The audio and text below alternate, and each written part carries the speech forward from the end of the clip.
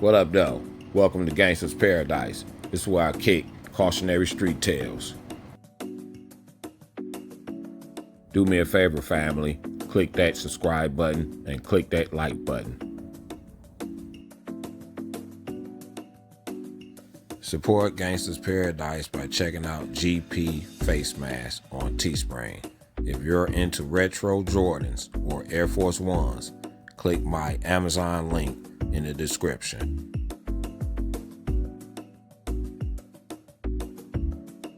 I just want everyone to know I have been broadcasting for 16 years. I've had several radio shows, mixtape series, and a DVD series. I currently have a podcast with 100 episodes, not to mention my episodes from my radio shows. So I have hundreds of episodes with various topics. I am definitely not new to this.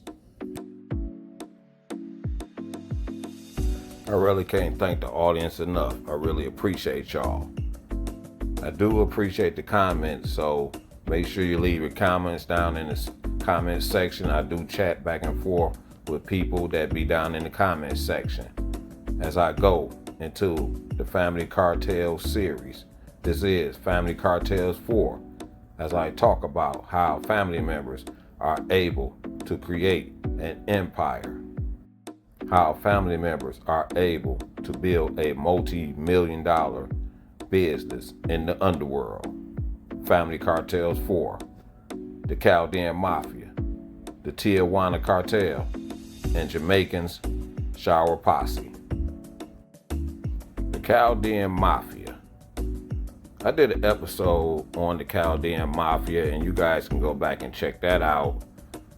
The two prominent members of the Chaldean mafia are cousins, Harry, Kalasho, the boss, and Rahid, Ray, Akrari. But it's a family thing, so it's more people that's involved with this organization that's related to these two individuals. This syndicate began in the early 80s in Detroit, Michigan. Crimes associated with the syndicate include murder, arson, weapons, narcotics trafficking, money laundering, counterfeiting, racketeering, alien smuggling, and armed robbery. I met Harry and Ray when I was around 12 years old, so I'm very familiar with these individuals.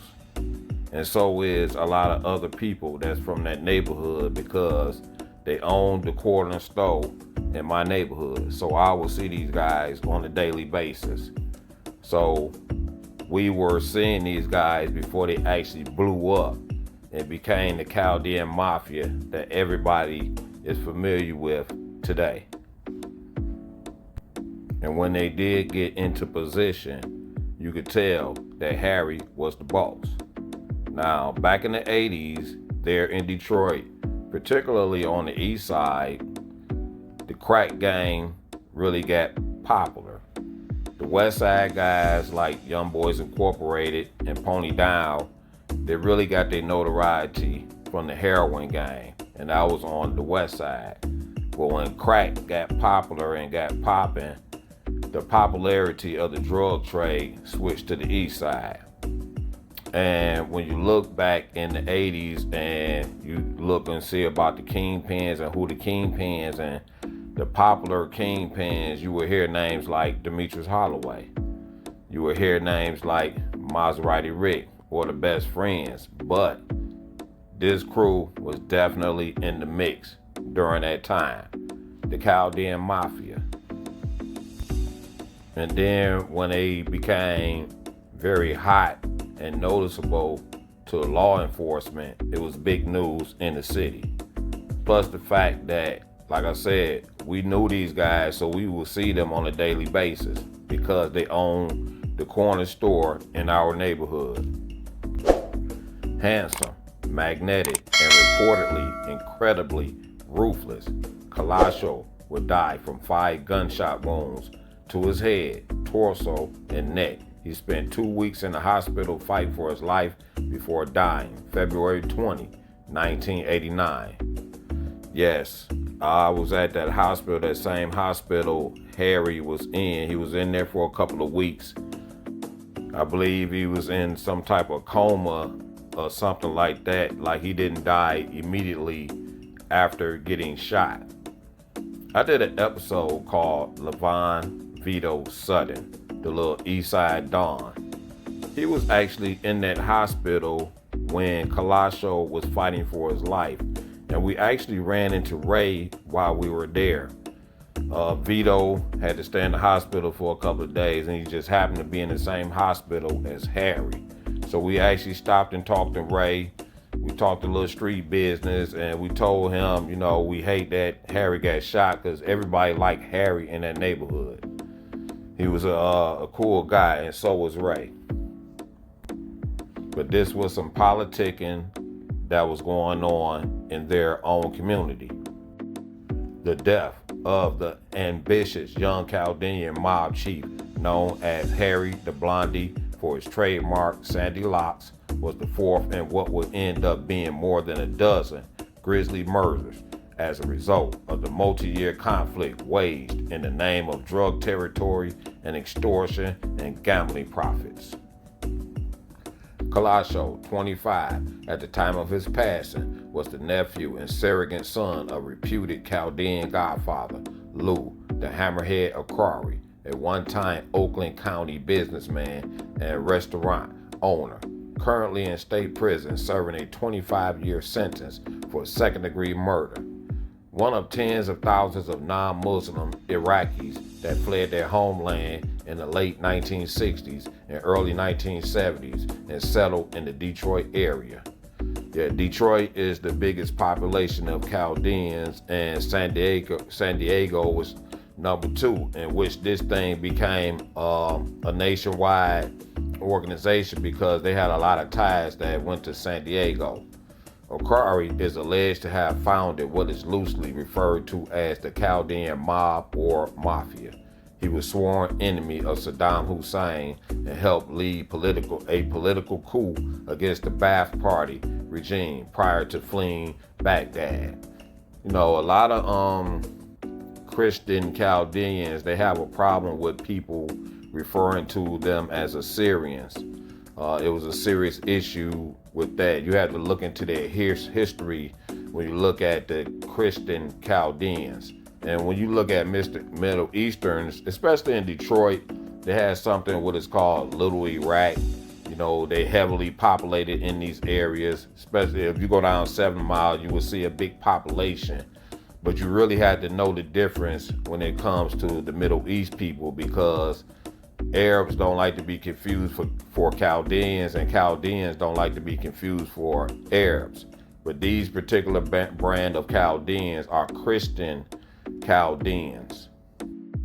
Around the summer of 1988, according to court filings and federal documents, Kalasho and O'Quarry and some of their syndicate's lieutenants had a falling out, resulting in the starting of a deadly shooting firebombing war that lasted well into the next decade, and in which their rivals had backing from the Italian mob.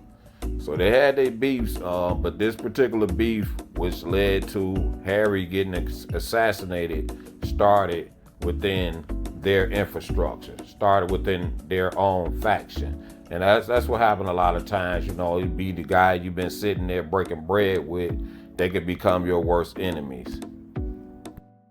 Baha, born January 31, 1962, is currently serving time under the name Baha Kalasco. Regarded in the 1980s as the leader of the strong-armed gang of thugs, Baha received a life sentence in 1985 after he and his gang murdered an elderly woman during a home invasion robbery. Baha's uncle is Louis O'Quarry. So those were OGs in the family, and just around their corner store, a lot of their family members would come up there. I knew one of their names was Tommy Kalasho. He got caught up in a case dealing with them. They was getting ready to bring this big federal indictment down on Harry before he got murdered. They couldn't go ahead with the case because he got assassinated. But this was all on the news during that time in Detroit. You know, it's the height of the crack era, and these were some hot boys at that particular time. They were doing it big, that's for sure. And like I said, it spread beyond the borders of Detroit City, where they had brought down a big indictment down there in San Diego called Operation Shadowbox. It was a joint investigation between Cajun police and the U.S. DEA, where 60 Chaldeans were arrested at a Chaldean social club in Cajun near San Diego. And this leads back to the city of Detroit. And there, by this time, Harry is actually gone and Ray had got locked up, but the crew kept moving forward. They even made a TV show on Criminal Mind about this organization. Michigan, not the Motor City, Carson City, but my first job in law enforcement was in Detroit. And so I'm looking at this and I can't help but think that we should take a look at the Chaldean mafia. Called the who what? The Chaldean mafia is an Assyrian ethnic gang with a criminal network that historically spans from Detroit, Michigan, southwest to San Diego, California. The popularity and the power of this organization, and they dealt directly with these cartels. Harry was a boss with a multi-million-dollar cash flow. Ray was closely associated with Harry, so whenever we would see Ray, we definitely would see Harry. But again, a lot of their family members was around that store and they were getting paid off this gang. Welcome to the family business. Family Cartels 4, the Chaldean Mafia. Which brings me to the Tijuana Cartel. Now you're talking about something that's on another level because you're getting closer to the manufacturers. So Mexicans took over the cocaine trade, and they also involved in many other types of drugs that they bring into this country, but they took over the cocaine trade from the Colombians. So now the Mexicans took on the bare responsibilities themselves to get this product in America, which is the biggest consumer of some of these drugs. This is a powerful organization right here. The Arellano Felix family was initially composed of 7 brothers and 4 sisters who inherited the organization from Miguel Angel Felix Gallardo upon his incarceration in Mexico in 1989 for his complicity in the murder of DEA agent Enrique Camarena. The brothers' death and arrest during the 2000s did impact Arellano's Felix cartel, but they did not dismantle the organization. The Tijuana Cartel has infiltrated the Mexican law enforcement and judicial systems and is directly involved in street-level trafficking within the United States. This criminal organization is responsible for the transportation, importation, and distribution of multi-ton quantities of cocaine and marijuana, as well as large quantities of heroin and methamphetamines. Yeah, like I said, they bring different type of drugs in here, and they do it on a major scale. You know, they do all the smuggling into this country. The organization has a reputation for extreme violence. Ramon Arellano Felix ordered a hit, which resulted in the mass murder of 18 people. That's crazy. 18 people in Baja, California on September the 17th, 1998. Ramon was eventually killed in a gun battle with the police in Sinaloa on February 10, 2002. So when this guy Angel went to prison, his organization broke down into 3 cartels: Gulf, Tijuana, and Sinaloa.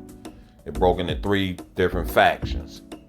In this group, the Tijuana Cartel, they moved on and they actually got into a war with El Chapo and his organization. The Arellano Felix family had 7 brothers: Rafael, Benjamin, Carlos, Eduardo, Ramon, Louis, and Javier. They also had 4 sisters, in which one of the sisters ended up taking over the cartel, in which I will get into in a few minutes. Welcome to the family business. I'm gonna start this with my brothers and sisters. even though it said that a couple of his brothers didn't actually get involved in this business, but these particular ones I just mentioned was heavily involved with this cartel. El Dorado was captured by the Mexican army after a shootout in Tijuana on October 26, 2008. He had been the last of the Felix brothers at large. They started wrapping these guys up. But Louis took over the cartel's operation. His top two lieutenants were Armando and Edgardo. Fernando Sanchez Arellano was arrested by Mexican police in June 2014.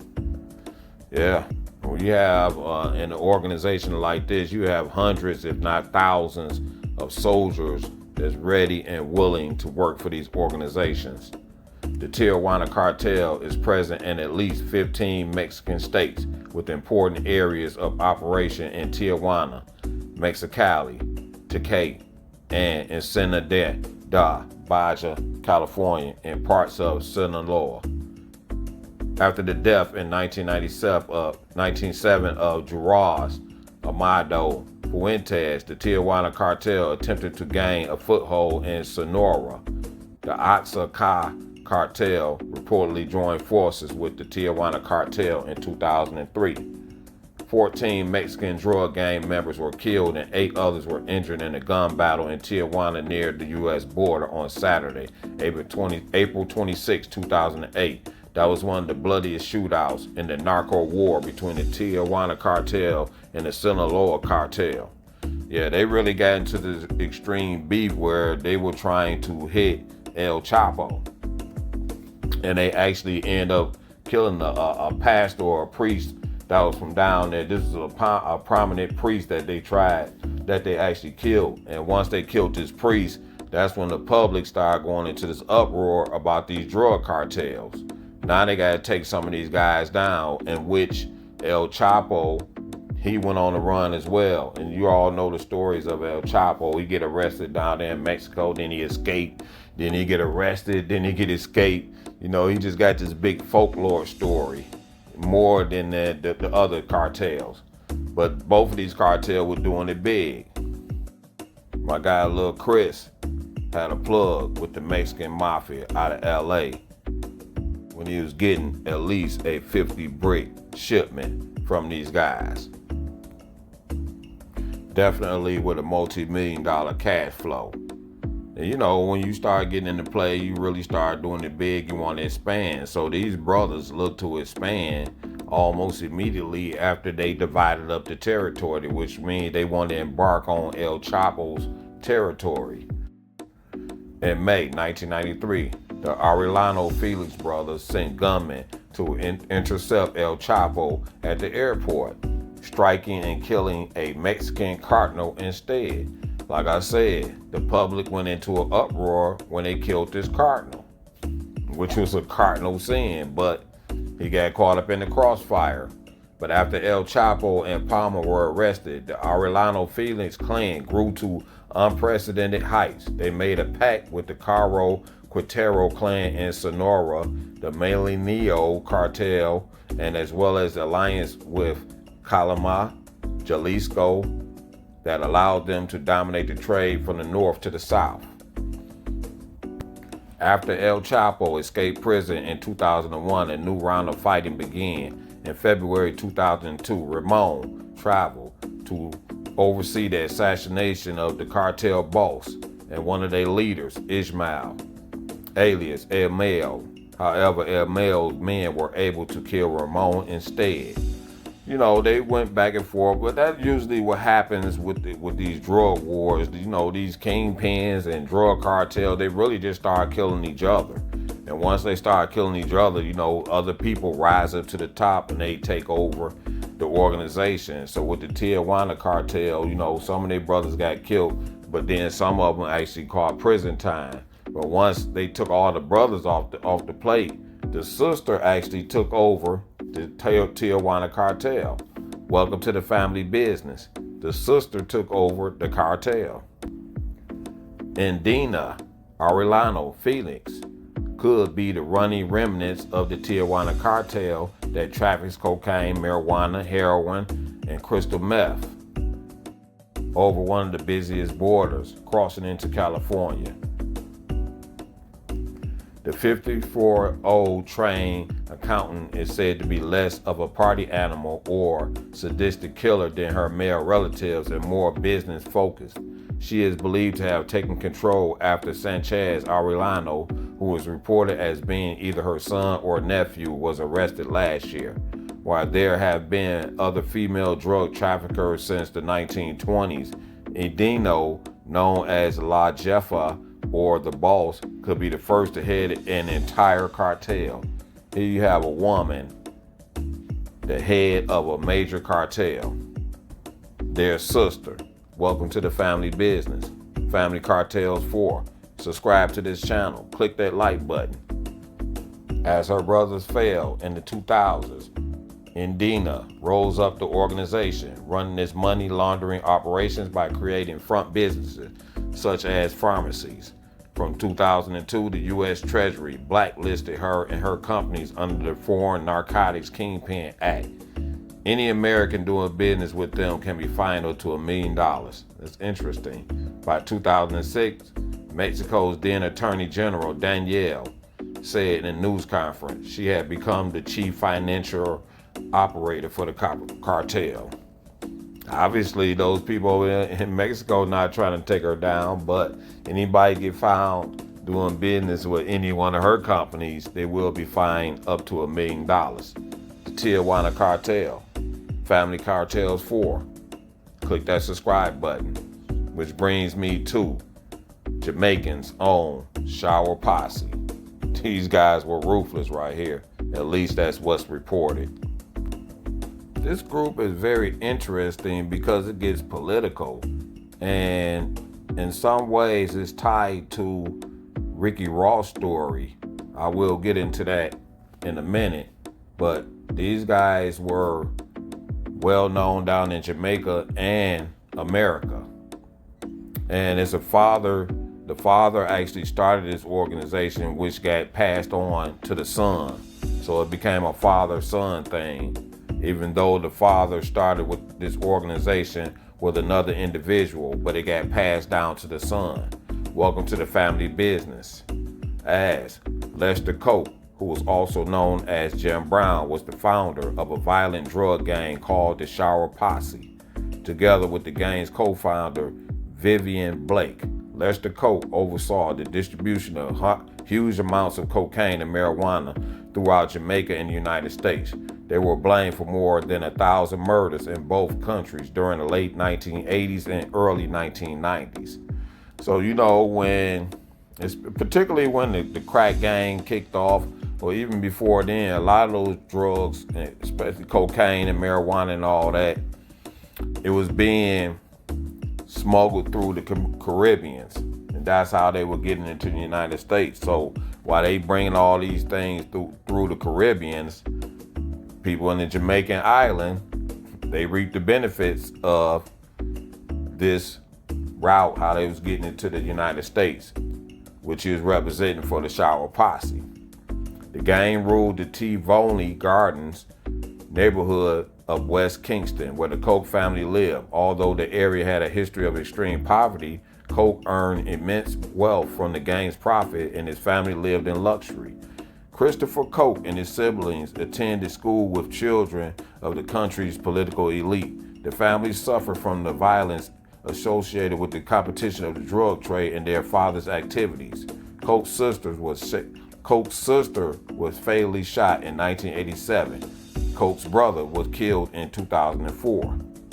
Yeah, sometimes, they come back for your family members. It's just all a part of the game. The United States Department of Justice indicted Lester Coke and other key members of the gang, including Vivian Blake, on drug trafficking and murder charges in 1990. Jamaican authorities arrested them. 2 years after his arrest, the senior Coke died in a mysterious fire in the penitentiary in Kingston. Yeah, so they set his cell on fire. He actually passed away while he was locked up in prison. And here's the interesting thing about this, because, like I said, this has some type of connection indirectly with Freeway Ricky Ross, with this guy Gary Webb as he wrote this book called The Dark Alliance. Well, he mentioned some very interesting things in this book. The CIA station chief in Jamaica began destabilizing a program of the Manley government in late 70s. Part of that plan was assassination, money for the Jamaican Labor Party, which transferred into the Shower Posse, labor unrest, bribery, and shipping weapons to Manley's opponents like Lester Jim Brown Coke. This author writes in his book, Cocaine and Heroin Trafficking in the Caribbean. In fact, it meant that illicit drug runners linked to the JLP were interrogated into a CIA-linked illicit drugs, guns, and criminal trafficking pipeline. So you have the CIA training people to deal illegal drugs and guns. Former CIA agent Philip Agee said the CIA was using the JLP as its instrument in the campaign against the Michael Manley government. I say most of the violence was coming from the JLP, and behind them was the CIA in terms of getting weapons in and getting money in. See, they were using these guys to go against this government. That's what they do. They go into these countries, they find these rebel type guys, somebody that don't like the government, and they start feeding them guns and money and all that. And then they start going against that particular government. One of Lester Coates' associates, Cecil Connor, would claim that he was trained by the CIA to fight political wars for the JLP through killing and spying. Connor would stuff ballot boxes and intimidate voters to help the JLP win elections. Now, you know, these guys want to win the election because they got their own agenda. Even though the CIA looking at it from a different perspective, but these JLP people, they got a different perspective themselves. They're not from America. So why should they care about what's the politics in America for? Anybody that was all down for socialism, the America be against that. That's for sure. You will see an American presence somewhere where they feel socialism is around, especially around the United States. You know, and like I said, the dad, Lester, you know, they set his thing on fire. They set his cage on fire while he was locked up. He was about to be extradited to the United States. But this guy had a lot of political power. He had a lot of political connections because he could have brought a lot of people down. So, you know, he was one of those guys that had to be assassinated. It just happened like that. It's tough. But when all that happened, the organization passed down to his son, what they call Dudas, Christopher Dudas Coke. And his father, Lester Coke, he was the leader. He has also been accused of working with the CIA. Timothy White speculates in his biography of Bob Marley, Catch a Fire, that Jim Brown was part of a team of armed gunmen that attempted to assassinate Bob Marley, led by JLP enforcer Carl Mitchell. And other people speculate that in other books, so they were saying that this guy was trying to assassinate Bob Marley because Bob Marley, you know, he was looked at as a political figure. You know, he was using his music to spread his message. So a lot of people didn't like Bob Marley that was involved in politics. Lester Coke would later be burned to death in a Jamaican jail cell while awaiting extradition to the United States. Many people have claimed that he was killed so he wouldn't reveal his secret dealings with the CIA, JLP, and criminal activity. In its efforts to destabilize the Jamaican government in the 1970s, the CIA created a group of drug dealing, gun running, political criminals through the cocaine trade. These criminals would eventually become more powerful than the politicians they were connected to. The CIA destabilization program did not only destabilize Jamaica in the 1970s, but it destabilized Jamaica for the next 40 years. Interesting. Family Cartels 4. Welcome to the family business. In this case, the business was passed down to his son. After his father's death in 1992, Coke, at the age of 23, became leader of the gang and de facto leader of the Tijuana Gardens community in West Kingston. He developed community programs to help the poor and had so much local support that the Jamaican police were unable to enter his neighborhood without community consent. That's what they do, when you get in that type of position, you start taking care of the community that's around you. When it gets like that, that community start praising you. It's almost like a Robin Hood type thing. Even though it's a lot of violence and everything goes on with this business right here, but the immediate community be very protective of these cartels and bosses and leaders because they be taking care of them. They help them pay their bills and different type of stuff in the community. They be helping out with all that. Unfortunately, the law enforcement don't go for the Robin Hood thing. Coke was arrested on drug charges and extradited to the United States in 2010. His arrest had provoked violence among Coke supporters in West Kingston. In 2011, Coke pleaded guilty to federal racketeering charges in connection with drug trafficking and assault. On 8 June 2012, he was sentenced by the United States District Court of New York to 23 years in federal prison. So he'd been there for a while, It just happened about 2012, and he had 23 years, so it's almost 10 years. So in about 10 years, he'd be out of jail. He'd be 60-something, but at least he'd get out and get to see daylight again, But when these cartels and all that stuff get taken off the map, somebody come in and take their place. Nothing is about to stop this drug trade. It's just too much money involved in it, and it help out too many economies. Like you see drug money on Wall Street. This is Gangsta Paradise. Family Cartels 4. Subscribe, tell a friend, share this episode.